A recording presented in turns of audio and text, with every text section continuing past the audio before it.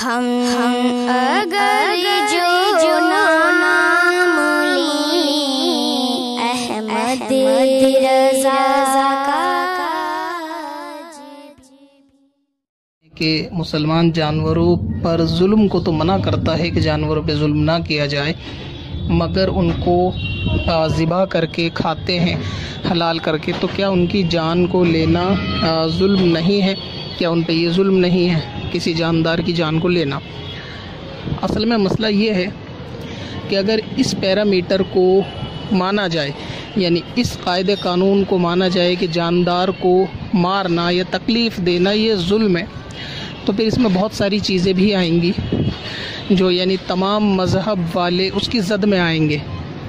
आई बात करते हैं फूड चेन की, यानी जो लोग इससे वाकिफ़ हैं, थोड़ी एजुकेटेड हैं, वो इस चीज़ को जानते हैं कि प्रकृति के अंदर जो है एक फूड चेन सिस्टम चलता है, एक नियम चलता है कि एक चीज़ दूसरे को खाती है, दूसरी तीसरे को, तीसरी चौथे को, और इस तरह से जो है ये निज़ाम जो है इस आलम का ये इसी तरह से चलता है।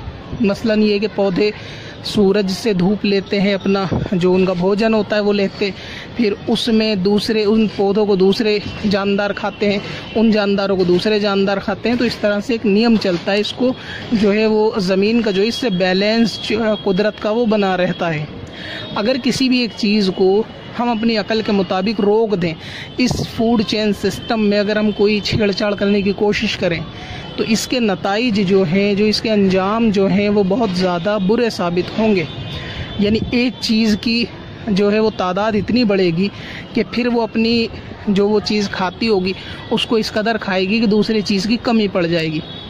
इसको एक मिसाल से ऐसे समझें, चाइना में 1958 से 1962 तक एक कैंपेनिंग चलाई गई थी, एक मुहिम चलाई गई थी किल ए स्पैरो कैंपेन के नाम से, कि वहाँ ये बिल पास किया गया या वहाँ के नेता के ज़रिए से ये चीज़ पूरे चाइना के ऊपर लागू कर दी गई कि जिस चिड़िया को देखो आप मार दो। और इसके बदले में इनकी दलील ये थी कि ये चिड़िया जो है वो हमारे अनाज को, चावलों को खाती हैं, जिससे नुकसान होता है। अगर चिड़िया मार दी जाएंगी तो अनाज की तादाद बढ़ जाएगी, क्योंकि ये जो हज़ारों लाखों चिड़ियाँ हैं ना, ये बहुत चावल खा के ख़त्म कर देती हैं। वो चावल हमारी कौम के काम आएगा, वो अनाज हमारी कौम के काम आएगा। इसके नतीजे जो ख़तरनाक हुए ना, वो पूरी दुनिया ने देखे। आज इस पे आप आराम से इंटरनेट पे इसकी तफसील जान सकते हैं कि किस तरह से चाइना ने चिड़िया का जब ख़ात्मा किया। लाखों चिड़िया जो है वो 4 सालों में मारी गई, उनको निशाना बनाया गया, उनके घोंसलों को तबाह कर दिया गया, अंडों को फोड़ दिया गया। उसके नतीजे ये हुए कि चाइना की करोड़ों आवाम जो है वो कहत का, भूखमरी का शिकार होकर मर गई। इसकी वजह क्या थी कि उन्होंने ये सोचा कि ये जो अनाज के अंदर एक्स्ट्रा अनाज जो चिड़िया खा रही हैं, ये इनकी हिफाजत होगी। असल में कुदरत का जो नियम है, जिसको मैं फूड चेन बोल रहा हूँ, ये नियम ऐसा है कि वो सिर्फ चिड़िया इनकी चावल नहीं खाती थी, बल्कि जो इनकी फसलों में लगने वाले कीड़े थे, जो फसलों को ख़राब करते थे, ये चिड़िया उनको खाया करती थी। इसी तरीके से जो ये खेती बाड़ी के दौरान जो है एक्स्ट्रा जो घास वगैरह निकल आती है, जिसको ये वनस्पति विज्ञान में खरपतवार बोलते हैं, खरपतवार जो उग आती है पानी के साथ, तो ये चिड़िया वगैरह उनको भी खाकर खेती की हिफाजत करती थी। अब क्योंकि वो चिड़िया तो बची ही नहीं हिफाजत करने वाली, तो वो कीड़े और खरपतवार इस कदर पैदा हुई कि उन्होंने जड़ में से सारे अनाज को खाना शुरू कर दिया। जब उन कीड़ों को कोई खाने वाला ही नहीं बचा, तो जाहिर है कि उन कीड़ों की तादाद बेशुमार होने लगी। जब उनकी तादाद बेशुमार हुई तो उन्होंने पूरे के पूरे खेत समेत जो है वो चावलों की और सारी फसलों को बर्बाद कर दिया, क्योंकि दवा वगैरह तो ऊपर से छिड़क दी जाती थी, लेकिन वो जड़ों में घुसकर भी अनाज को खाते थे, जिसका अंजाम ये हुआ कि चाइना में कहत आया, और ऐसा कहत कि करोड़ों की तादाद में लोग भूख का शिकार होकर मर गए। उसके बाद वापस उनकी ज़िंदगी पे एक मुहिम चलाई गई कि वापस चिड़ियों को लाया जाए और उनको आबाद किया जाए। वो फिर बाद में एक तफसील है। तो समझने के लिए बात यह है कि अगर किसी भी एक जानवर की तादाद बढ़ती है और उसके टच में फूड चेन में कोई दूसरी चीज़ उसको खाने वाली है, तो फिर इससे जो है ना वो नियम जो है वो डिसबैलेंस होता है। फूड चेन का कुदरत का जो नियम है वो डिसबैलेंस होता है। तो इसलिए कुदरत ने जिसको खाने की ग़िज़ा में जो दिया है वो हिकमत के साथ दिया है, उसको अपनी अकल के साथ नहीं तोला जा सकता कि फ़लाँ शख्स वो ना खाए, ऐसा खाए, वो वैसा खाए। जो चीज़ें इस्लाम ने जिन जानवरों को हलाल करार दिया है उसके खाने में फ़ायदे और हिकमतें रखी गई हैं। तमाम जानवरों को खाने की इजाज़त नहीं दी, ये भी एक इस्लाम की अपनी हिकमत है, क्योंकि हर चीज़ खाने की इजाज़त नहीं है।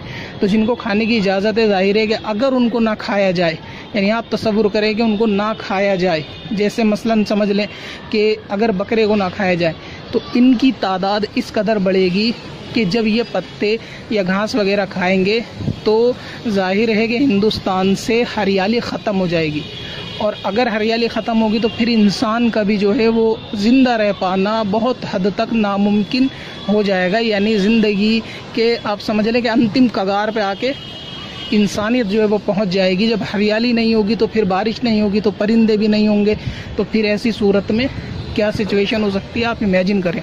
तो इसीलिए कुदरत के हिकमत में या कुदरत के जो ये नेचर का सिस्टम है, इसके अंदर अगर आदमी अपनी अकल लगा के सोचेगा तो आदमी की अकल बहुत छोटी होती है।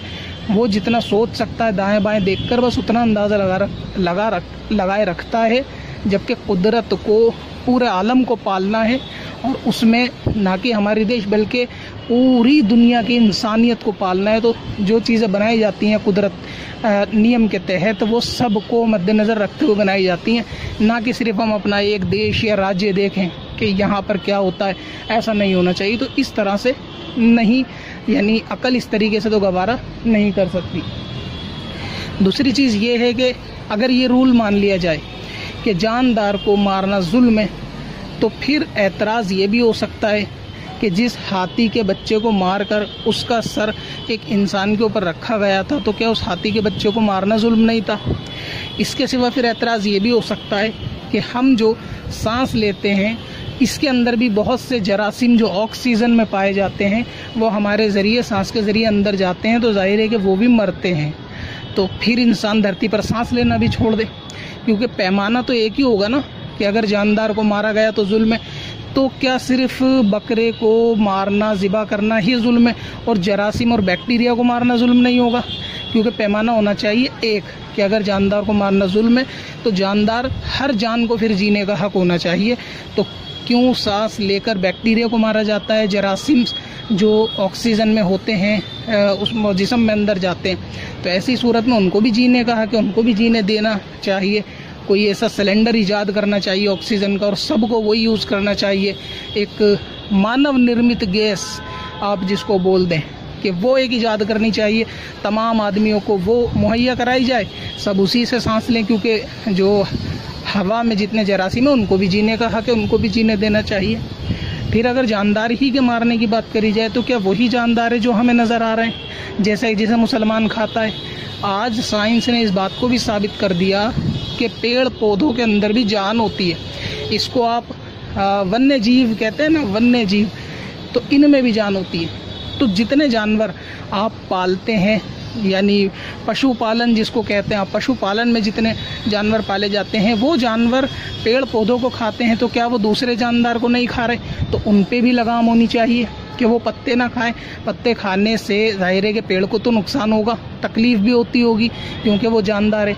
तो फिर पेड़ों की कटाई पे भी रोक होनी चाहिए अगर पेड़ जानदार है, और पेड़ वाकई जानदार है, ये तो साइंस मान चुकी है कि पेड़ जानदार है। तो उनकी लकड़ियों को काटना, फिर लकड़ियों को काट के एक धर्म विशेष के लोग अपनी आस्था के मुताबिक अपना अंतिम संस्कार करते हैं, तो फिर ये सारी चीज़ें कहाँ जाएंगी?